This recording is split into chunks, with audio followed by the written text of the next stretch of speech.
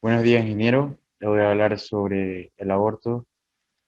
Dentro del aborto tenemos lo que es la definición, ¿qué es el aborto? El aborto es la muerte de un niño o niña en el vientre de su madre producida durante cualquier momento de la etapa que va desde la fecundación hasta el momento previo al nacimiento.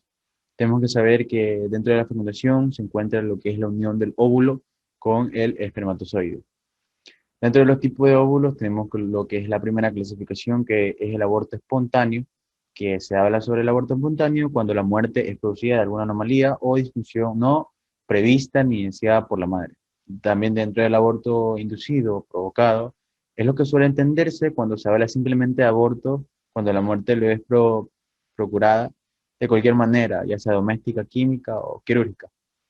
Dentro de los abortos provocados tenemos lo que es el aborto por cesárea, ya que podemos ver en la imagen que este feto de 24 semanas fue arrancado del vientre materno mediante una operación cesárea.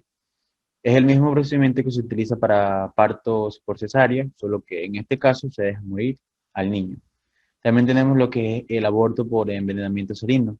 Este feto, como podemos observar dentro de la imagen, fue quemado y envenenado por una solución salina altamente concentrada introducida en el líquido amniótico de la madre.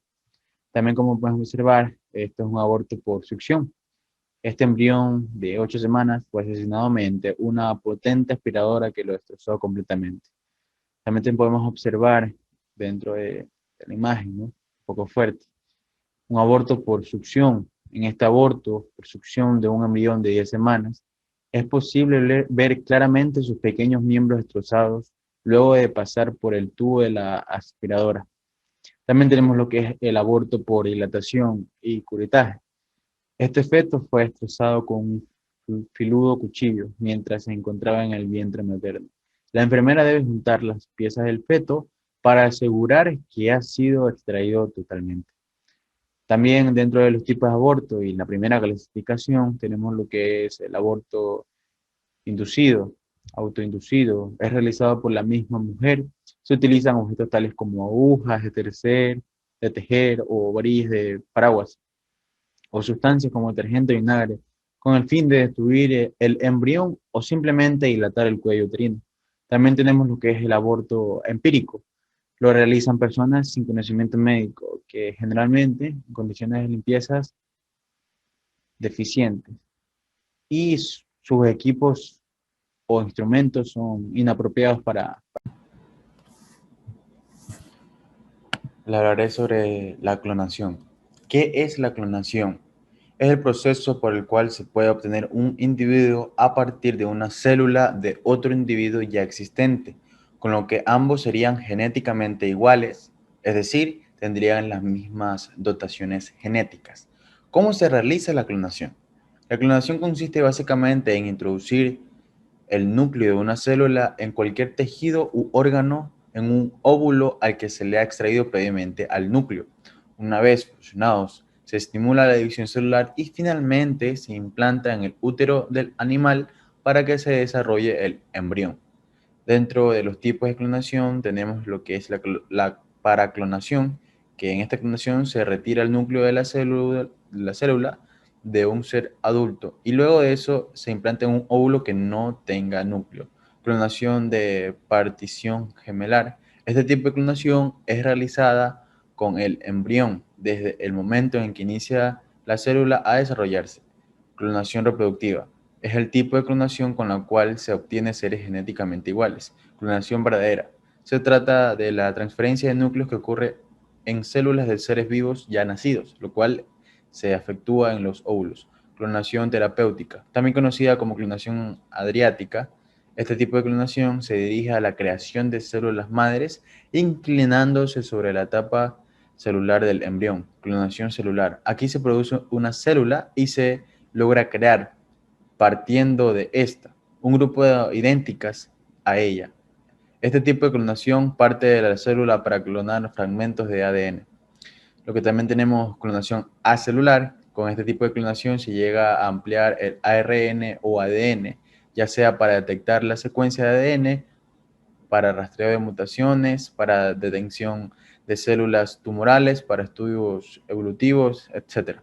Clonación molecular. Esta clonación es la utilizada a la hora de cambiar la secuencia a clonar en un ser vivo. Dicha secuencia ha de mantener un vínculo con el origen de replicación, lo cual se trata de una secuencia de ADN. Clonación natural. Esta se realiza durante el desarrollo embrionario, donde se llega a dividir un único óvulo fecundado, logrando conseguir gemelos monocigóticos. Clonación artificial. Clonación artificial ocurre al tomar un embrión de una o varias células y luego se crea otros embriones iguales que pueden ser implantados. Clonación de sustitución. Esta clonación se da al combinar la clonación reproductiva con la terapéutica, donde se clona un tipo de tejido de forma parcial o simplemente una parte de un ser vivo con el fin de llevar a cabo un implante. Clonación de especies muertas. Este tipo de clonación aún no ha obtenido un éxito, ya que está trabajando en ello para lograr clonar un ser vivo sin vida. Un ser sin vida, disculpen. Un ejemplo de ello refiere a los trabajos que se están realizando a un mamut lanudo congelado, desde de donde se busca extraer el ADN. ¿Es posible la clonación en humanos? Sí, los seres humanos son seres vivos por tanto, sí es posible. Existen dos tipos de clonación, clonación reproductiva y clonación terapéutica. Existen inconvenientes y riesgos, dado que hasta el momento estos métodos siguen en fase experimental, tienen una serie de inconvenientes, los cuales principalmente son su inherente y dificultad técnica, su bajo rendimiento, el alto porcentaje de mortalidad y el elevado número de malformaciones detectadas. Se ha observado también la aparición temprana de enfermedades seniles y un posible envejecimiento temprano de los animales clónicos. Aspectos éticos, responsabilidad de proteger la integridad de la especie humana, así como la integridad y diversidad del acervo génico. Los seres humanos no deben intervenir en creación o alteración de su propia vida. Preocupación porque se generen niños por encargo, por ciertas características físicas o intelectuales, lo que podría dar pie a un movimiento social para crear una raza humana superior. La esencia de la humanidad radica en el único de cada uno de sus miembros y en la impredictibilidad de su desarrollo, efectos nocivos sobre la selección natural y limitación de la capacidad de adaptación de la especie humana en un futuro incierto.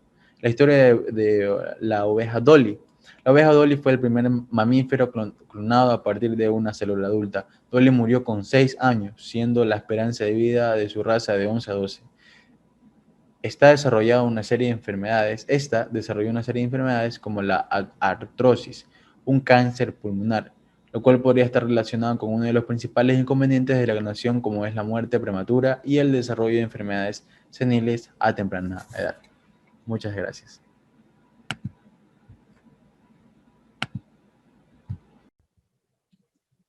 Buenos días, ingeniero. Mi tema es la bioética.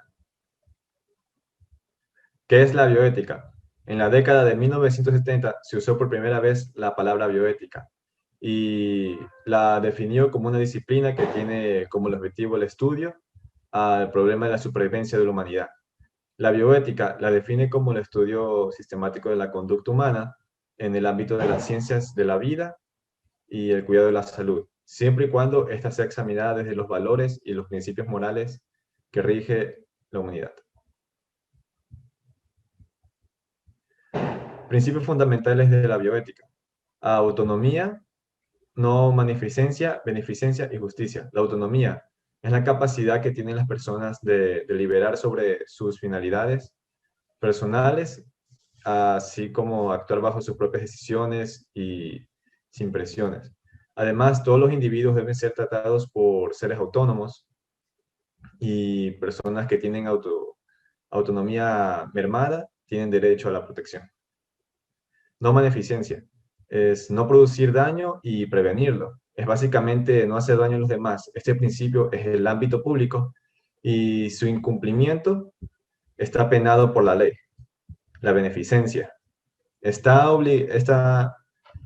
obligación moral de actuar en el beneficencia de los demás o a lo que viene a ser el bien. Y la justicia es la igualdad de distribución de cargas y beneficios.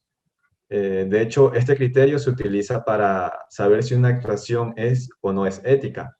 Desde el punto de vista de este principio, es valorar si es equitativa.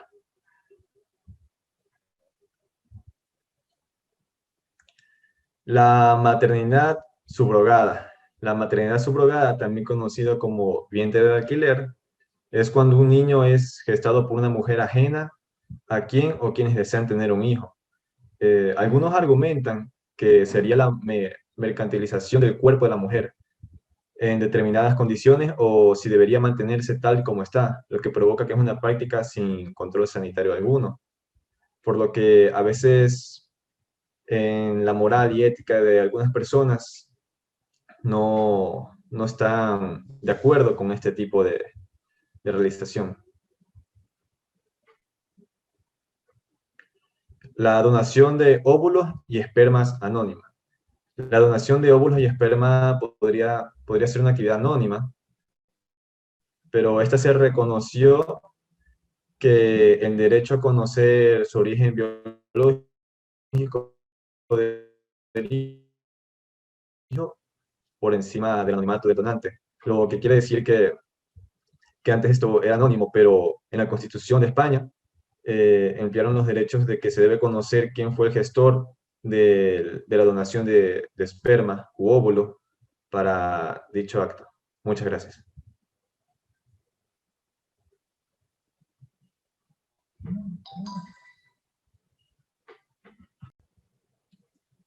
Buenos días, ingeniero. Mi tema es la bioética. ¿Qué es la bioética? En la década de 1970 se usó por primera vez la palabra bioética y la definió como una disciplina que tiene como el objetivo el estudio al problema de la supervivencia de la humanidad.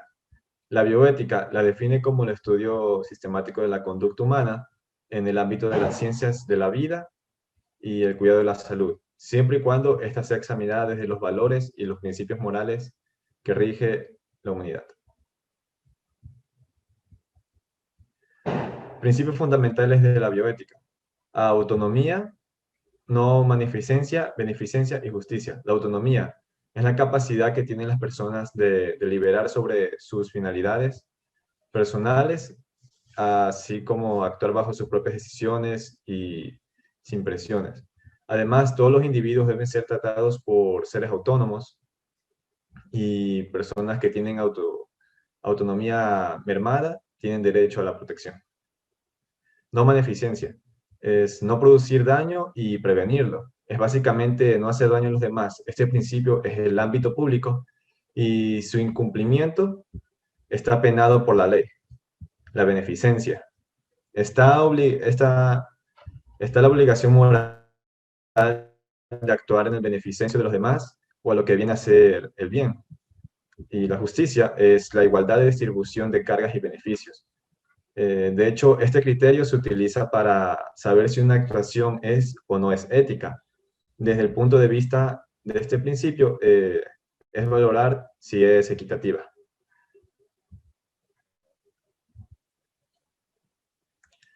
La maternidad subrogada. La maternidad subrogada, también conocido como vientre de alquiler, es cuando un niño es gestado por una mujer ajena a quien o quienes desean tener un hijo.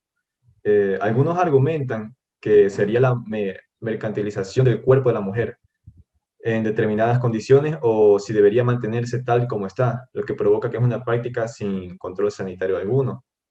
Por lo que a veces en la moral y ética de algunas personas no están de acuerdo con este tipo de realización.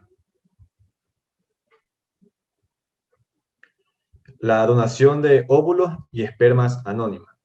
La donación de óvulos y esperma podría ser una actividad anónima, pero esta se reconoció que el derecho a conocer su origen biológico del hijo por encima del anonimato detonante. Lo que quiere decir que antes esto era anónimo, pero en la Constitución de España emplearon los derechos de que se debe conocer quién fue el gestor de la donación de esperma u óvulo para dicho acto. Muchas gracias.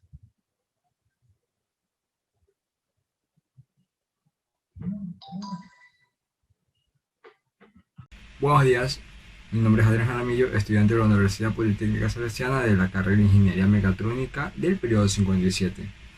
La materia que hoy trataré será sobre ética y el tema son los trasplantes. Ya. Primero vamos a abarcar qué es un trasplante. Ya. Un trasplante consiste en trasladar un órgano, tejido o un conjunto de células de una persona, en este caso un donante, a otra, o sea, al que recepta, al receptor, o bien de una parte del cuerpo a otra en un mismo paciente. Existen muchas razones por las cuales un paciente debe someterse a un trasplante. Sin embargo, una de las razones más comunes es tratar de reemplazar algún órgano o tejido enfermo o lesionado y sustituirlo por uno sano. El donador del órgano o tejido a trasplantar no necesariamente debe ser una persona con vida. Si una persona donadora sufre muerte cerebral, sus órganos pueden ser conservados por medio de diversos métodos, con la intención de que su funcionamiento no se vea afectado y sea de utilidad para otro paciente que los requiera. La lista de órganos y tejidos trasplantables incluye pulmón, corazón, riñón, hígado, páncreas, intestino, estómago, piel, córnea, médula ósea, sangre, huesos y muchos más. Siendo el riñón el órgano como que más comúnmente trasplantado a nivel mundial. Aun y cuando la idea de trasplantar un órgano o un tejido pueda parecer sencilla, existen diversos limitantes que hacen que esto sea una tarea fácil. Cuando el órgano o tejido donado no proviene de la misma persona o de alguien genéticamente idéntico, por ejemplo un gemelo, ¿ya? Antes de realizar cualquier procedimiento se debe tomar en cuenta la compatibilidad que existe entre el donante y el receptor. De no ser así, el sistema inmunológico del receptor reaccionará de manera negativa al trasplante y lo rechazará, poniendo en riesgo el procedimiento y la vida del paciente. Los trasplantes, como cualquier procedimiento quirúrgico, suponen riesgos que deben ser discutidos detenidamente con el médico tratante. Sin embargo, son un método terapéutico que puede ofrecer beneficios importantes y mejorar en la calidad de vida del paciente. El segundo tema a tratar es la fecundación asistida. La reproducción asistida es un término relativamente nuevo en medicina y que comprende procedimientos que tienen el objetivo de ayudar o asistir a las parejas que tienen dificultad o imposibilidad de lograr embarazos de manera natural. Por definición, la reproducción asistida es la técnica de tratamiento de la esterilidad o infertilidad que conlleva una manipulación de los gametos.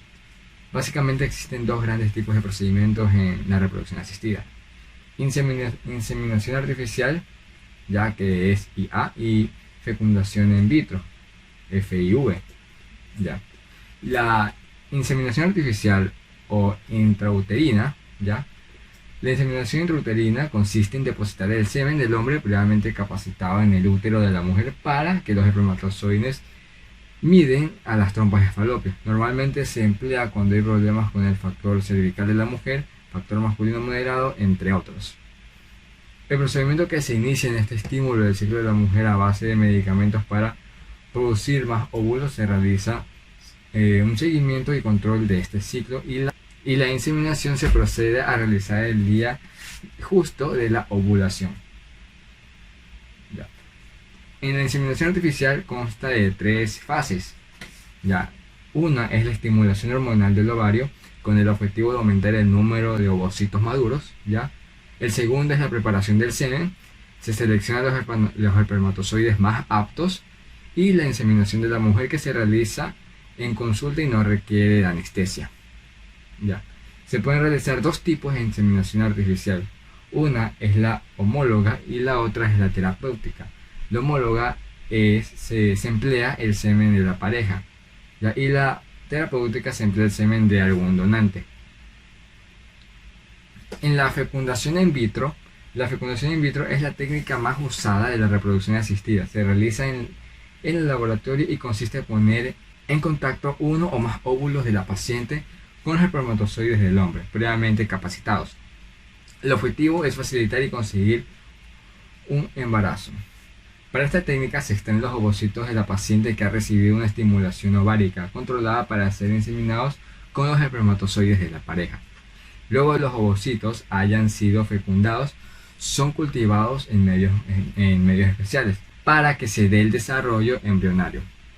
Este cultivo embrionario puede durar entre 3 a 5 días. Eutanasia, este es mi tema. Yo soy Nefres Sánchez. Eutanasia, ¿qué es? La eutanasia deriva del latín griego eutanasia y del latín también.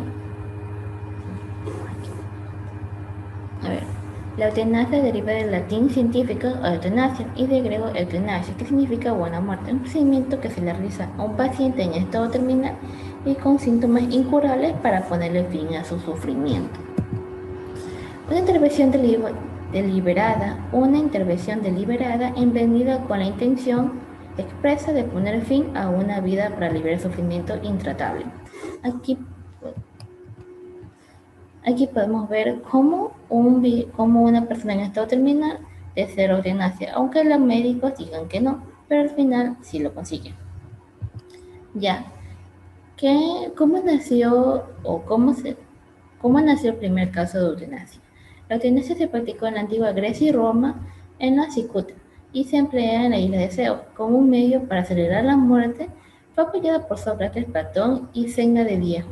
En el Viejo Mundo, aunque parece que Hipócrates, que había hablado en contra de la práctica, escribió: no prescribiré una droga mortal para complacer a alguien, ni dar consejos que puedan causar su muerte, lo que indica que pudo haber un cierto debate en literatura respecto a este tema. El tema de eutanasia, en el sentido anterior de apoyar a alguien mientras moría, fue utilizado por primera vez por el inglés Francis Bacon. Y el concepto de eutanasia, en el sentido de liberar el proceso de la muerte, se remonta al historiador médico Carl Friedrich Heinrich Marx, quien se basó en las ideas filosóficas de Bacon. Según Marx, un médico tenía el deber moral de aliviar el sufrimiento de la muerte mediante el aliento y apoyar la mitigación del uso y apoyar la mitigación mediante el uso de medicamentos para que no sufra el paciente. Causas y difusión de la eutanasia. El argumento poderoso a favor de la eutanasia, a permitir al paciente poner fin a su sufrimiento. Causas y difusión de la eutanasia. El argumento poderoso a favor de la eutanasia, que permite parar el sufrimiento innecesario y degradantes, que no permiten llevar una digna vida, sino de dolor y agonía, situación que atentaría contra el libre desarrollo. Un argumento poderoso de la eutanasia es permitir al paciente ponerle fin a su sufrimiento innecesario y degradantes que no permiten llevar una vida digna, sino de dolor y agonía, situación que atentaría contra el libre desarrollo de su personalidad y digna como persona humana. En efecto, la eutanasia no solo afecta al sujeto que toma la decisión de terminar con su vida, sino también compromete a terceros que lo apoyan o que pueden negar la posibilidad de este suicidio asistido. Tipos de eutanasia. La eutanasia podemos clasificarla según distintos criterios, siendo los más usados los siguientes. Tipo de motivación por el que se practica. Piadosa. Tiene por objetivo evitar el sufrimiento de un enfermo terminal, principalmente cuando se exige de forma seria y concisa. Eugénica. Se dirige para eugenésica. Se dirige al mejoramiento de la raza humana. Económica. Eliminar a las personas inútiles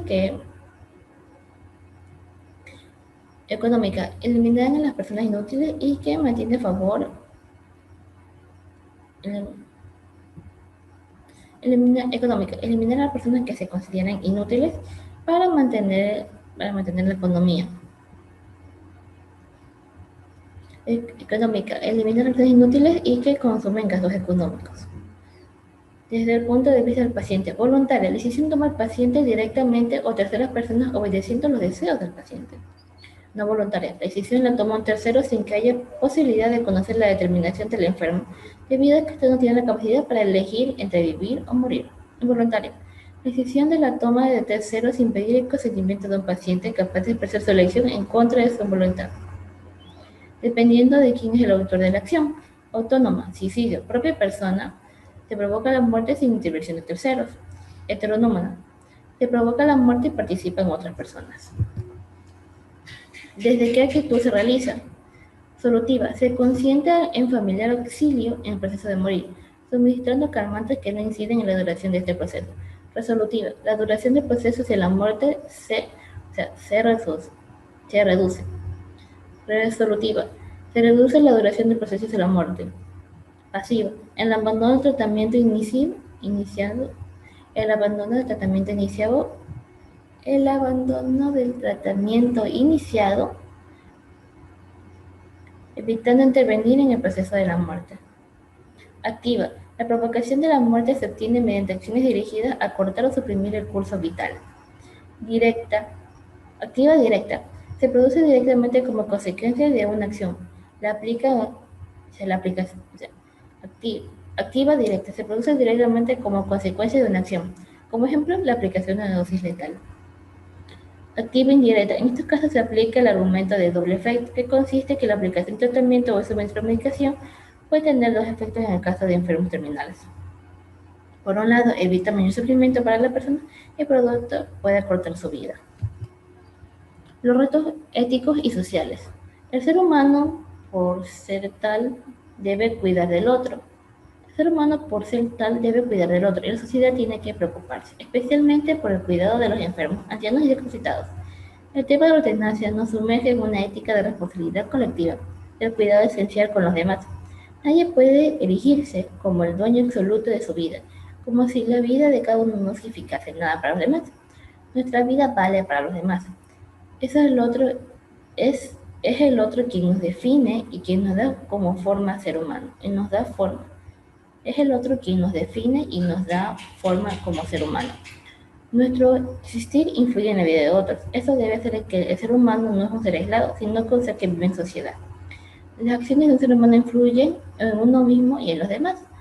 La vida de cada uno y también la manera de morir afecta a todos. La vida debe tener las características de universalidad y gratuidad. Universalidad y de gratuidad. De ahí que esté bien común, nadie debe ser excluido. La vida es un derecho de todos los seres humanos, o mejor dicho de otro modo, es el primero de los derechos fundamentales, porque sin vida no se podría hablar de los otros. Todo ser humano es responsable de la vida de sí mismo y de los otros. El Estado tiene la obligación de proteger y promover el bien común. La vida humana no solo tiene una dimensión individual, sino también social y colectiva. Justamente la responsabilidad social consiste en hacerse cargo de la vida humana débil y frágil, de quien no tiene capacidad de cuidar de sí mismo. El ser humano es un ser social y su obrero no está exento de responsabilidad moral hacia el conjunto de la sociedad. Por eso, disponer de la mayoría de vida con la finalidad de morir entra en conflicto en la consideración de la vida como un bien común. ¿Qué es morir con dignidad? Algunos asocian la eutanasia con el término dignidad. Consideran justificados ciertos tipos de eutanasia. Consideran justificados ciertos tipos de eutanasia para permitir una muerte digna. Pero, ¿puede producirse la eutanasia por una muerte digna para el ser humano? Resulta menos contradictorio que el concepto de dignidad sea utilizado desde el punto de vista ético, tanto para defender la eutanasia como para negarla. En efecto, ocurre con mucha frecuencia que cuando se utiliza el término dignidad, se hace un uso equívoco meramente formal del mismo. Así no depende de la finalidad de su usuario y decide otorgarle. Pero en este medio de este uso equívoco del término dignidad se puede encontrar un fundamento común.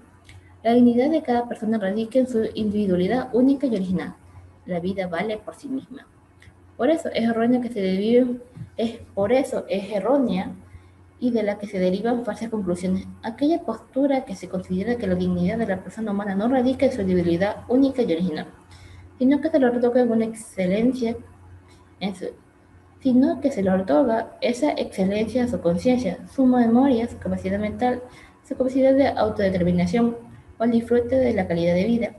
Esta mentalidad vulnera la dignidad humana. Al final de la vida, toda vida humana merece vivirse, por muy enfermo o esterilizado que esté en su cuerpo. En sí, la práctica se sostiene de lo contrario.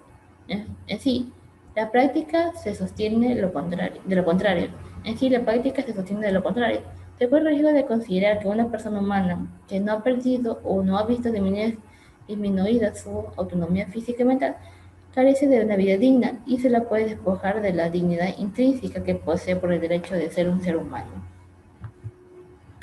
En la legislación ecuatoriana existen artículos de la Constitución que hablan acerca de la eutanasia. Existen en la legislación ecuatoriana artículos que hablan de la eutanasia. En la legislación ecuatoriana existen artículos que hablan de la eutanasia. Solo el Código de Ética Médica se refiere a la eutanasia. Le aplica 3 artículos del título 12. Artículo 12. El artículo 90. El médico no está autorizado para abreviar la vida del enfermo. Su misión fundamental frente a una enfermedad incurable será aliviado mediante los recursos terapéuticos del caso. Artículo 91. Establecida la muerte cerebral de acuerdo con las normas internacionales vigentes, no se justifican las acciones excepcionales para prolongar las manifestaciones vitales de las estructuras biológicas residuales. Artículo 92. En aquellos casos en los que los indicadores clínicos e instrumentales releven situaciones insalvables o incompatibles con la dignidad de la persona humana, queda a criterio del médico enfermedad suspender los procedimientos extraordinarios. En caso de controversia, se recurrirá al criterio de una junta médica constituida por 3 especialistas afines al caso. Por las averiguaciones realizadas, me atrevo a afirmar que el bajísimo porcentaje de profesionales de la medicación que conocen el código en cuestión, de modo que bien vale difundir estas diapositivas que nos ubican en el tema. Conclusión: la eutanasia es un derecho humano, aun cuando muchos están en contra. No les da la autoridad moral para decidir por la vida o muerte de nadie. Muchos piden la eutanasia porque saben que, sin importar el tratamiento que se han sometido, estos no mejorarán y lo ven como una salida a un sufrimiento innecesario. Muchas gracias.